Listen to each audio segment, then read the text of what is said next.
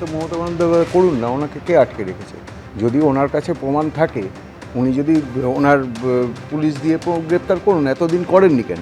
উনি বারে বারে খালি কাগজ দেখান। একসময় মমতা ব্যানার্জির স্বভাব ছিল যে কোনো সবাই গিয়ে হাতে একতারা কাগজ দেখিয়ে কী বার করবো নাকি সুজনদা, কী বার করবো নাকি বিমানদা, কিন্তু সেসব কিছুই বেরোলো না। সেসব কাগজ কোথায় গেল কেউ জানে না। শ্যামল সেন কমিশন কী হলো কেউ জানে না। 21শে জুলাই কমিশন কী হলো কেউ জানে না।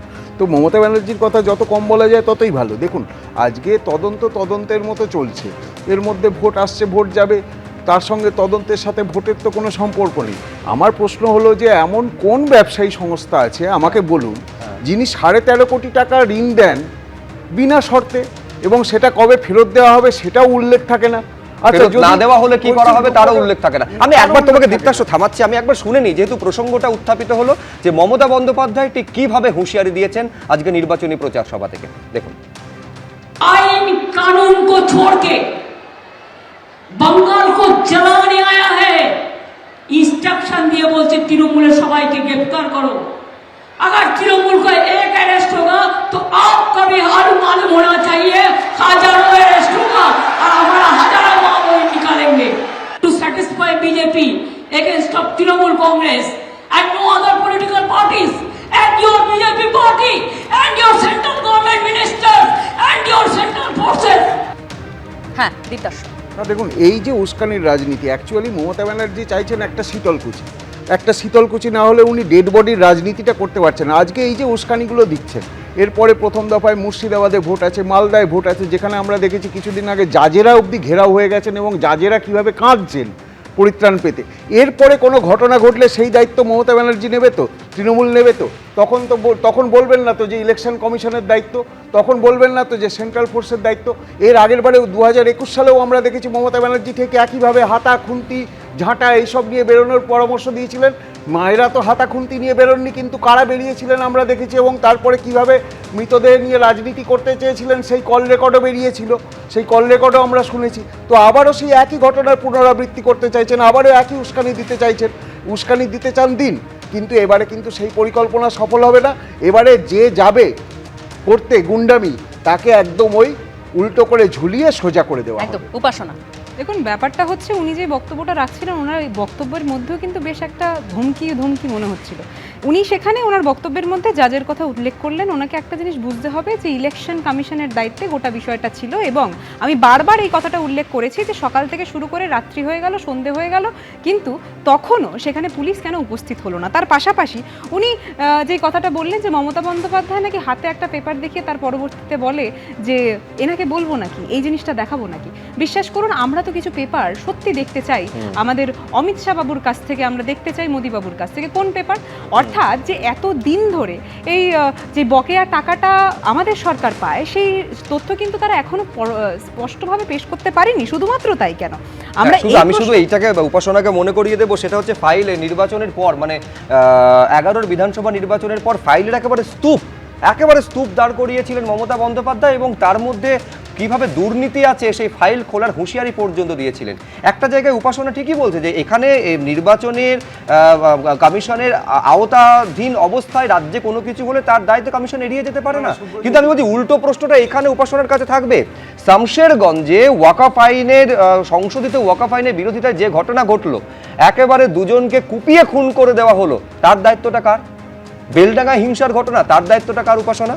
না, তাহলে যখন এই প্রশ্নটা আসছে, তাহলে এই জিনিসটা আপনি স্পষ্ট করে দিচ্ছেন, এবং আশা করছি যে বিজেপি প্রতিনিধি সেই জিনিসটা মেনে নিচ্ছেন, স্পষ্ট করে দিচ্ছেন যে ইলেকশন কমিশন গোটা বিষয়ে দায়ী। আমি এই জিনিসটা মনে করছি, এবং শুধুমাত্র তাই নয়, তার পাশাপাশি এই দৃশ্যও আমরা দেখতে পেরেছি যে ইলেকশন কমিশন, ইডি, সিবিআই, যে যা সব রয়েছে কেন্দ্রীয় এজেন্সি, তাদের সকলের ঘুম ভাঙে কিন্তু ইলেকশনের একদম আগে। এবং ইডির কথাটা আমি কেন উল্লেখ করছি, আমরা প্রত্যেকবার এই প্রশ্ন করেছি যে তাদের কাছে যদি বাস্তবে কোনো তথ্য থাকে, তাহলে হঠাৎ করে যে আপনি কথাটা উল্লেখ করলেন আবার সক্রিয় হয়েছে, এই আবার সক্রিয় হওয়ার কথাটা কেন আসছে? কেন তারা প্রথম থেকেই সক্রিয় হচ্ছে না? 6 বছর ঘুমানোর পরবর্তীতে আমরা হঠাৎ করে দেখতে পাচ্ছি যে তারা জেগে উঠেছে। বিশ্বাস করুন, কুম্ভকর্ণ হয়তো 6 বছর ঘুমাবেন না, কিন্তু কুম্ভকর্ণকে হাড় মানিয়ে আজকের দিনে দাঁড়িয়ে ইডি এবং সিবিআই যখন ইলেকশন আসে বাংলায়, তখন তার বাবার আদেশ অনুসারে, নির্দেশ অনুসারে হঠাৎ করেই যেন বাংলায় জেগে ওঠে। এটা কি ধরনের ভাষা? আমি আসবো, আমি না না সুমনদার মানে কাছে যাবো ভাষার একটু। সুমনদা, প্রয়োগটা এইরকম, মানে এই হচ্ছে বাঙালির বিদ্যাসাগর ভাষার দ্রুত। প্রয়োগ। কোন না না এক কথা মিনিট বললেন আমি আপনি বলি, বলুন? আজকে দিলীপ দেখুন ঘোষের ভাষার আজকে কথা বলে যদি সেই ভাষার ইলেকশন কথা কি আপনি কমিশনের বললেন? সব দায়িত্ব, তাহলে যখন সুপ্রিম কোর্টে মামলার শুনানি চলছিল রাজ্য সরকারের আইনজীবী যখন কপিল ইলেকশন সিব্বল, কমিশনের তিনি হেডিং কেন থাকে তখন এবং বললেন নিচে- যখন বেশ সামনে এবার আমি সুমনদার কাছে যাব। সুমনদা, অর্থাৎ যেটা বোঝা গেল যে দায়টা কারণ নয়, ভোটের আগে কিছু ঘটলে সেটা সরকারের দায় নয়, কিন্তু দায় হচ্ছে সাধারণ মানুষের।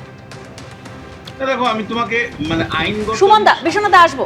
এক মিনিট দেবশ্রী, আমি আসবো, 10 দীপ্তাশু, সেকেন্ড আসবো। যে সুপ্রিম সুমনদা। কোর্টে যদি ইলেকশন কমিশনের দায়িত্ব, তাহলে যখন সুমনদা, বলুন। যখন সুপ্রিম কোর্ট বলল total law and order failure of সুমনদা, বলুন।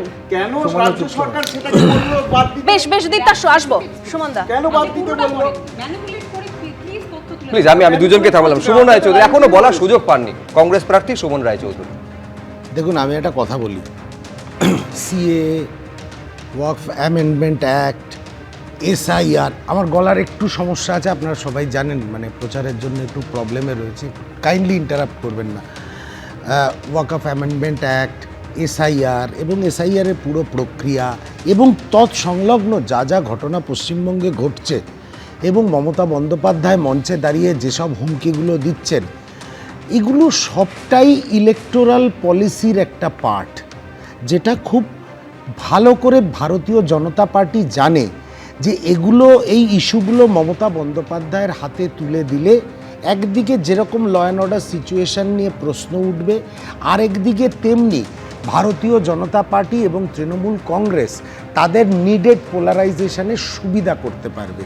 সংখ্যালঘু এবং সংখ্যাগুরু দুটো সম্প্রদায়কে দুদিকে টেনে নিতে পারবে। রিয়েলি আপনি কি মনে করেন যে মমতা বন্দ্যোপাধ্যায়ের রাজ্য সরকার এসআইআর ভালোভাবে ইমপ্লিমেন্টেড হোক পশ্চিমবঙ্গে চায়? কোনো দিন চায় না। এককালে ওনার প্রয়োজন ছিল, উনি চেয়েছিলেন, উনি স্পিকারের মুখে কাগজ ছুঁড়ে মেরেছিলেন, সেই সব অতীত। এখন এসআইআর, এখন ওয়াকফ বিল, এখন সিএ, এগুলো হচ্ছে মমতার হাতে তুলে দেওয়া অস্ত্র, গিফটেড বাই নরেন্দ্র মোদী। সেই জন্যে তার সঙ্গে অ্যান্সিলিয়ারি যে ঘটনাগুলো ঘটছে, যেসব মানুষ আক্রান্ত হচ্ছেন, যেসব মানুষের প্রাণহানি হচ্ছে, সেগুলো হতে থাকবে, সেটা কেন্দ্রীয় সরকারও জানে, রাজ্য সরকারও জানে। তাদের একটাই টার্গেট, কি করে পশ্চিমবঙ্গের ভোটারদের হিন্দু এবং মুসলিম টোটালি বাইফার্কেট করে দাও, এবং যারা ধর্মনিরপেক্ষ প্রগতিশীল রাজনীতি করে তারা যাতে সমস্যার মধ্যে থাকে। একটা কথা খালি পরিষ্কারভাবে বলি, কোনো সমস্যার কোনো কারণ নেই, কারণ বাংলার মানুষ, সেটা সংখ্যালঘু হোক আর সংখ্যাগুরু হোক, ভারতীয় জনতা পার্টি এবং তৃণমূল কংগ্রেসের যে ট্যাসিট আন্ডারস্ট্যান্ডিং আছে সেটা বুঝে গেছে।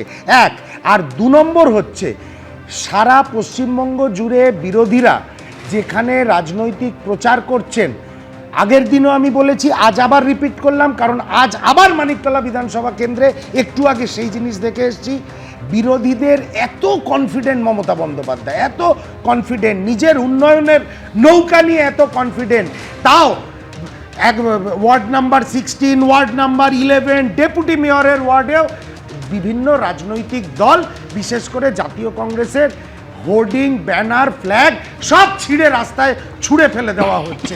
এরপরেও মমতা বন্দ্যোপাধ্যায় বলছেন যে বাংলার মানুষ যে আমার সঙ্গে রয়েছে আমি 100% নিশ্চিত, এতটাই ভয়। সেই জন্যে সরকারি যেসব প্রক্রিয়া পশ্চিমবঙ্গে এতদিন ধরে চলেছে, আমি আশা করব নির্বাচন কমিশন সকল যোগ্য ভোটারদের নামের ইনক্লুশনের ব্যবস্থা করবেন। এবিপি আনন্দ, এগিয়ে থাকে, এগিয়ে রাখে।